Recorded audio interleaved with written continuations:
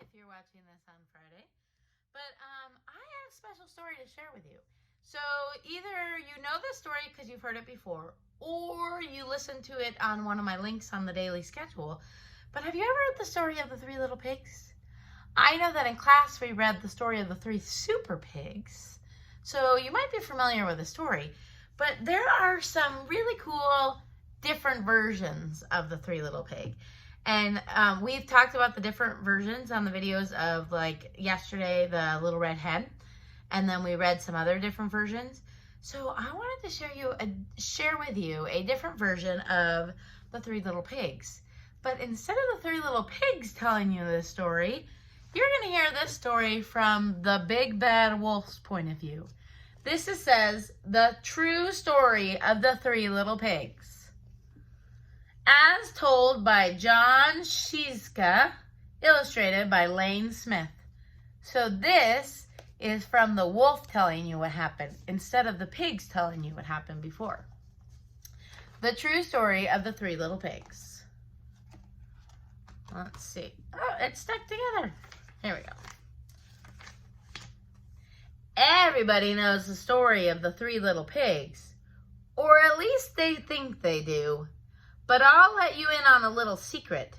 Nobody knows the real story because nobody has ever heard my side of the story.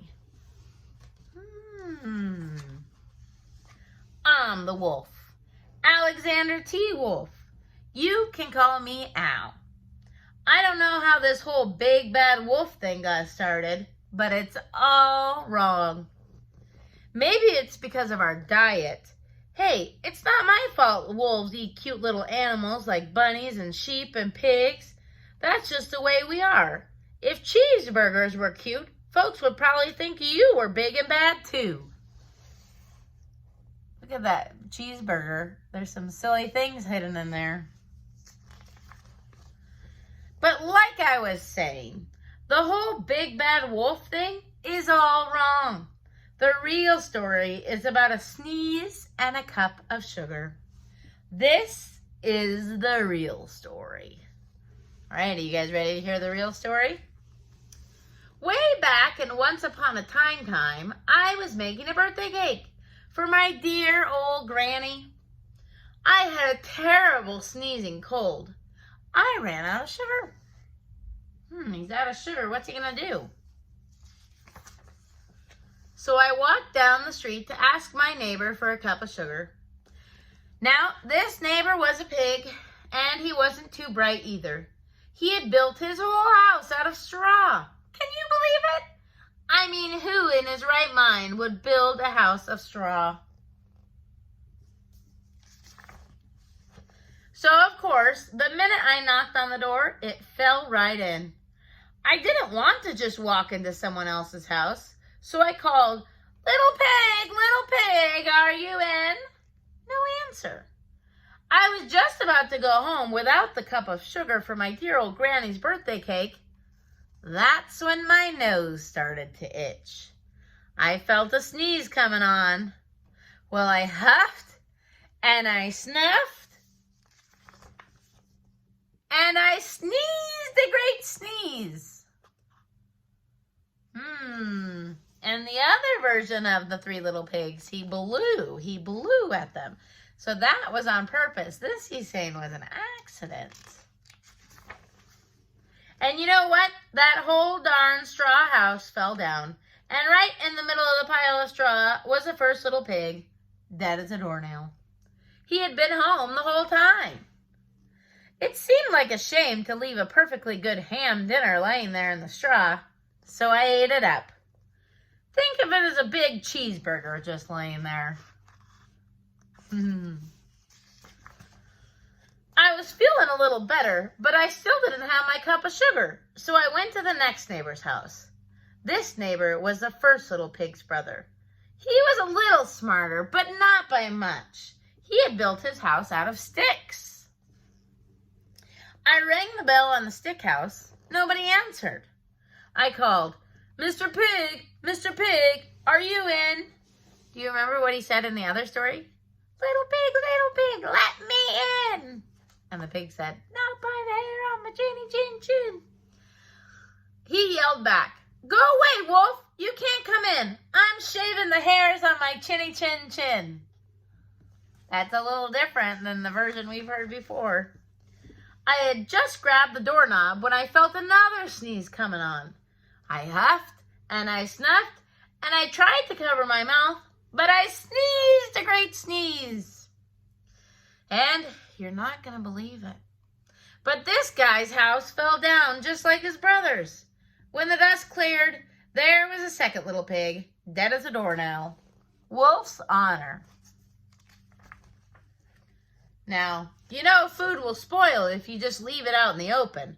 So I did the only thing there was to do. I had dinner again. Think of it as a second helping. I was getting awfully full, but my cold was feeling a little better, and I still didn't have that cup of sugar for my dear old granny's birthday cake. So I went on to the next house. This guy was the first and second little pig's brother. He must have been the brains of the family, and because he had built his house out of bricks. I knocked on the brick house. No answer. I called, "Mr. Pig, Mr. Pig, are you in?" And do you know what that rude little porker answered? "Get out of here, wolf. Don't bother me again." Uh-oh. What's going to happen now? Talk about impolite. He probably had a whole sack full of sugar, and he wouldn't even give me one little cup for my dear sweet old granny's birthday cake. What a pig! I was just about to go home and maybe make a nice birthday card instead of a cake when I felt my cold coming on. I huffed, and I snuffed, and I sneezed once again. Then the third little pig yelled, "And your old granny can sit on a pin." That wasn't very nice. Look at the picture of the pig, too. He doesn't look very nice. Let's see what the wolf does. Now, I'm really quite a pretty calm fellow, but when somebody talks about my granny like that, I go a little crazy. When the cops drove up, of course I was trying to break down the pig's door. And the whole time I was huffing and puffing and sneezing and making a real scene. Oops. Stuck together. The rest, as they say, is history. The news reporters found out about the 2 pigs I had for dinner. They figured a sick guy going to borrow a cup of sugar didn't sound very exciting. So they jazzed up the story with all of that huff and pluff and blow your house down, and they made me the big bad wolf. That's it. That's the real story. I was framed. But maybe you could loan me a cup of sugar. Well, that's pretty silly, huh? That's a very different version than the story we've always heard before. Now, who do you believe? You think the 3 little pigs were telling the truth? Or the big bad wolf? I guess you have to decide that yourself after hearing all the evidence. Well, I hope you guys have a great day. And I love you. And I miss you. And I will talk to you soon.